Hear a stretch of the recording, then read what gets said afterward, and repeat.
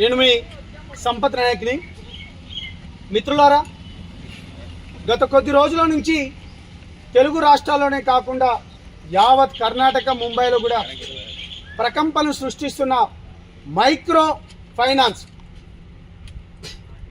అధిక వడ్డీల పేరుతోని కోట్ల రూపాయలు వసూలు చేసిన దాంట్లో లేకపోతే అనేక మంది ఇవాళ బాధితులు మా దగ్గరకు వస్తున్నారు. ఇవాళ ప్రధానంగా 3 విషయాలు గత కొద్ది రోజుల నుంచి నేను మీకు చెప్పుకుంటూనే వస్తున్నాను. ఇవాళ మంగ్లీ గారిపైన వచ్చిన ఆరోపణలు ఏదైతే ఉన్నాయో, మంగ్లీ గారిపైన వచ్చిన ఆరోపణలు నిన్న మీ మీడియా వాళ్ళందరికీ తెలిసిన విషయమే. మీడియా మధ్యలో ఉండంగా కాల్ చేస్తూ మాట్లాడుతూ ఆ సిస్టర్ దగ్గర నుంచి నేను కాల్ తీసుకున్నతోనే, ఫోన్ తీసుకున్నతోనే కట్ చేసింది. ఒకవేళ నిజంగా తను ఏమాత్రం తప్పు చేయకపోతే మరి అన్న ఎందుకు ఈ విధంగా అని కూడా అడిగే పరిస్థితి ఉండేది.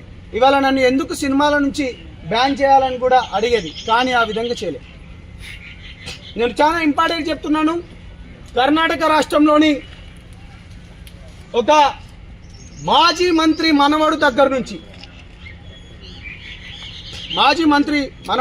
నుంచి మీరు అంటే మధు కావచ్చు, దాంతోని హరినాథ్ రెడ్డి కావచ్చు, హేమాకాంత్ రెడ్డి కావచ్చు, మధు, శివ, ఇంకొక ఆడబిడ్డ శైలజ గారు కావచ్చు, మీరు కర్ణాటకకు ఎందుకు పోయారు?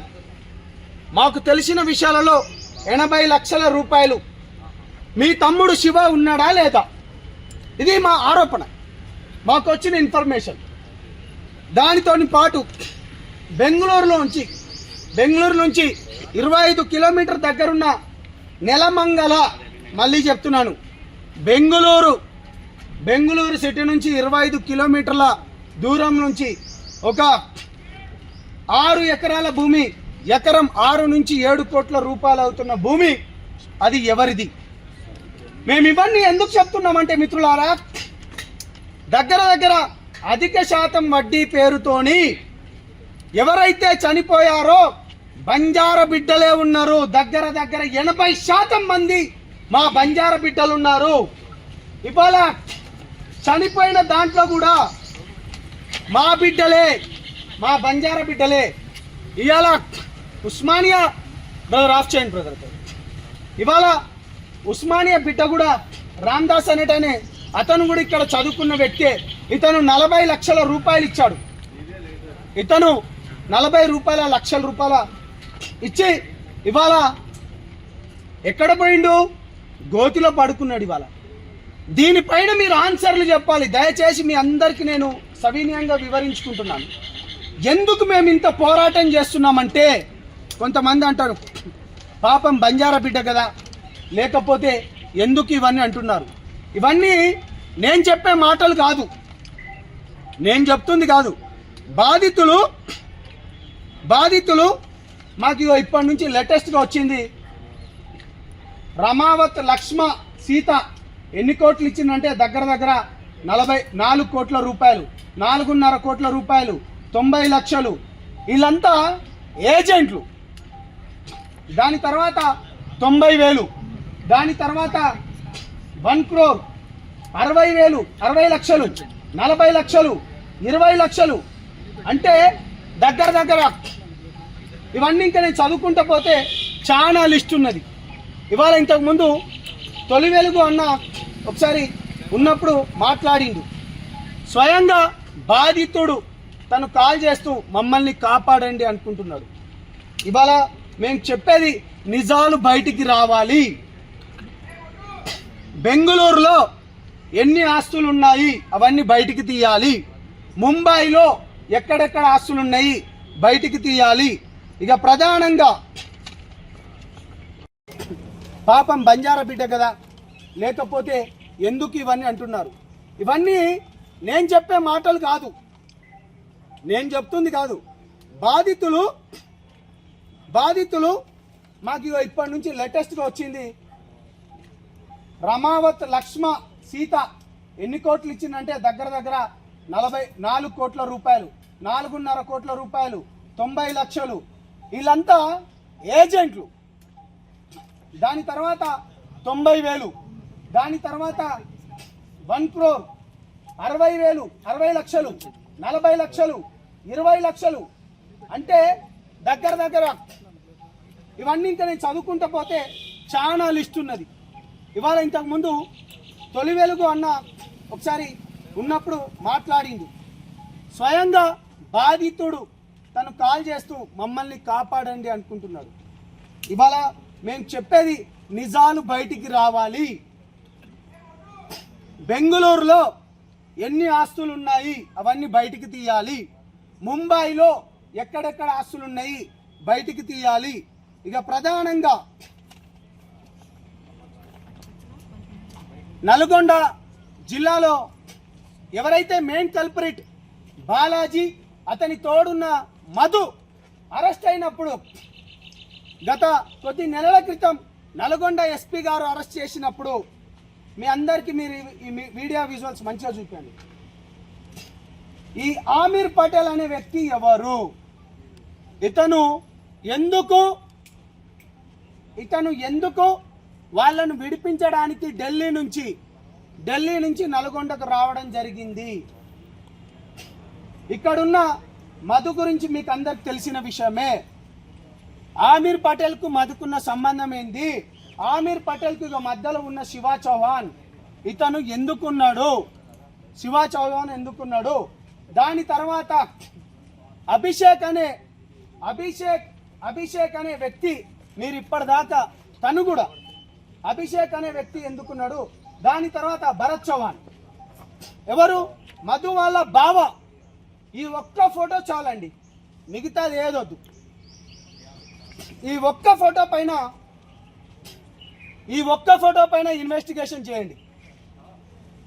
మేము రాత్రి పగలనకుండా చాలా మంది దగ్గర నుంచి ఎందుకు ఏందన్నా కానీ నిజాలు బయటికి రావాలి, న్యాయం బతకాలి. పేద బిడ్డలు ఇవాళ చనిపోతున్నారు. పేద బిడ్డలు చనిపోతున్నారు. దీనికి ఆన్సర్ కావాలి మాకు. దీనికి ఎవరు ఆన్సర్ చెప్తారు? ఇవాళ దీనికి ఎవరు ఆన్సర్ చెప్తారు? నాకు సంబంధం లేదన్నారు కదా మంగ్లీ గారు, నన్ను మభ్యపెట్టిండ్రు కదా, నీతి నిజాయితీ ధర్మం ఉన్నంతడు. ఇదిగో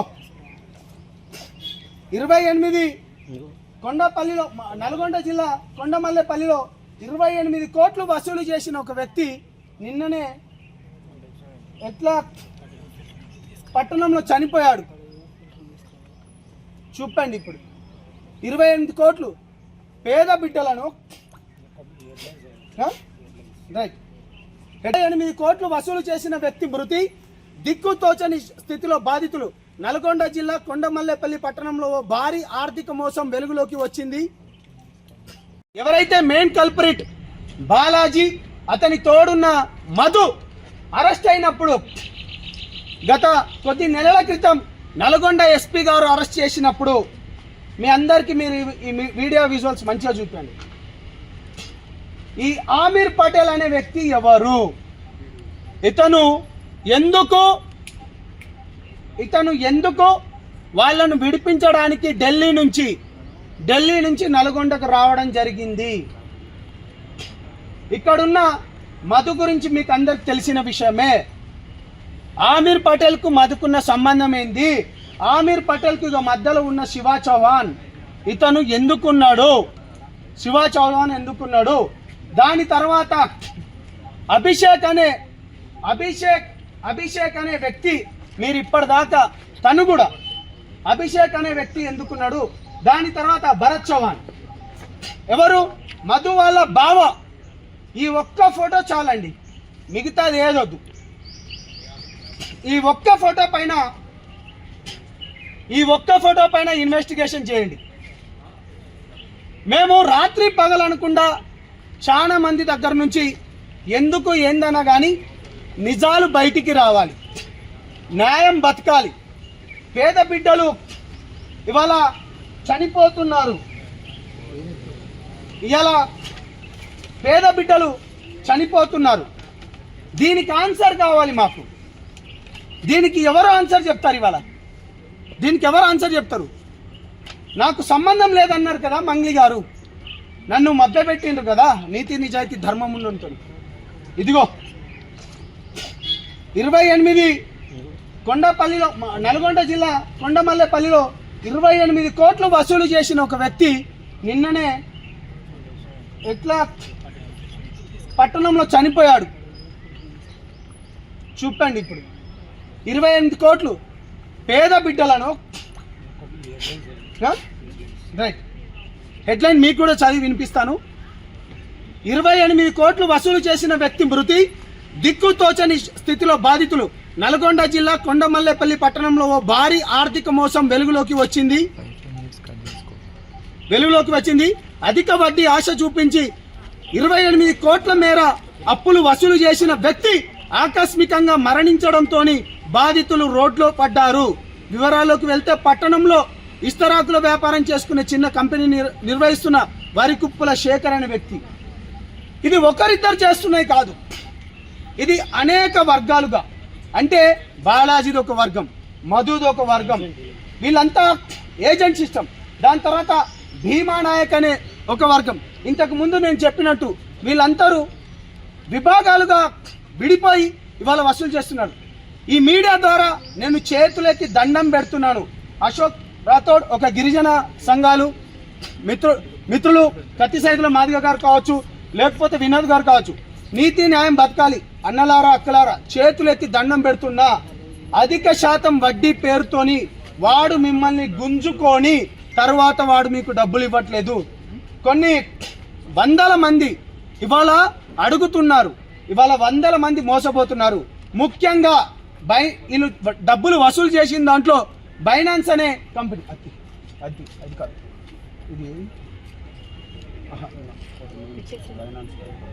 ఫైనాన్స్ కంపెనీ అనేది ఒకసారి దీనిలో చూడండి.